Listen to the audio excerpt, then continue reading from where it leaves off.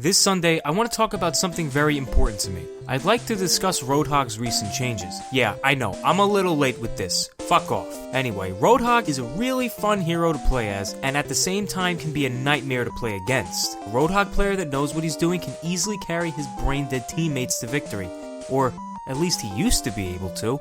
Now, this may come as a surprise to you, but Roadhog's not really dead, and I'm gonna explain why right now.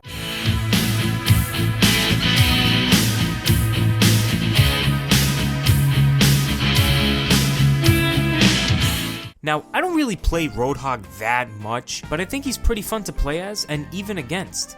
Now, he's gone under a lot of changes, and I mean a lot. Mainly because Reddit is filled with crybabies that complain he's broken. It's definitely not because they lack any resemblance of positioning skills. Not at all. Yes, Roadhog's hook is still broken in the sense that he can hook you from the next map over. But to say that he himself is overpowered because he can one-shot, or used to be able to, a good chunk of the hero selection is complete bullshit, especially when looking at the rest of his kit. He rewards players with superior positioning skills, and the skill floor on his hook only increased with each fix, or nerf, as some would call them. His ultimate is hot garbage outside of Ilios and any other tight corridor. Aside from a Lucio speed boost, he has no escape option. And to top it all off, he's a walking ult charge. How exactly is this broken? All Roadhog had going for him was getting a kill every 8 seconds, and that's if he can even land the hooks. From what I've read, the average player accuracy with the hook is just under 50%, and I can see why, since Blizzard turned the game into barrier watch, so really, on average, a hook would be getting a kill every 16 seconds. On paper, he's actually more beneficial to the enemy team, but when in game, it all depends on how the Roadhog plays, and how his enemies play as well, and that's where the real problem is. In my first video, I mentioned that most of the people that play Overwatch have migrated from League or another Blizzard game. These players aren't familiar with FPS games. In fact, Overwatch is, for most of them, the first FPS game they've ever played. And even though they may have superior positioning skills in a top-down 2D plane, or a third-person view, they could very well lack the same skill in a first-person view.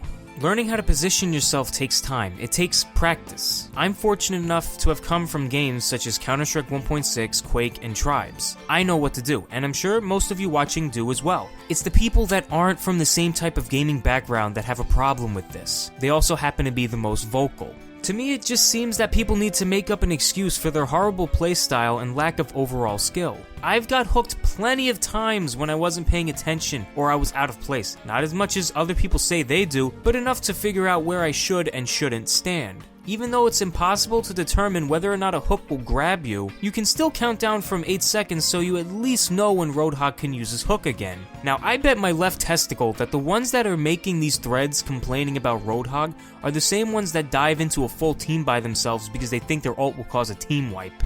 Even after this change, people are gonna go back to Reddit or whatever hellhole that they came from and complain about another hero until they get a major nerf, even though it's the lack of the player's skill that is the problem. With all that being said, I don't think the changes to Roadhog are necessarily that bad.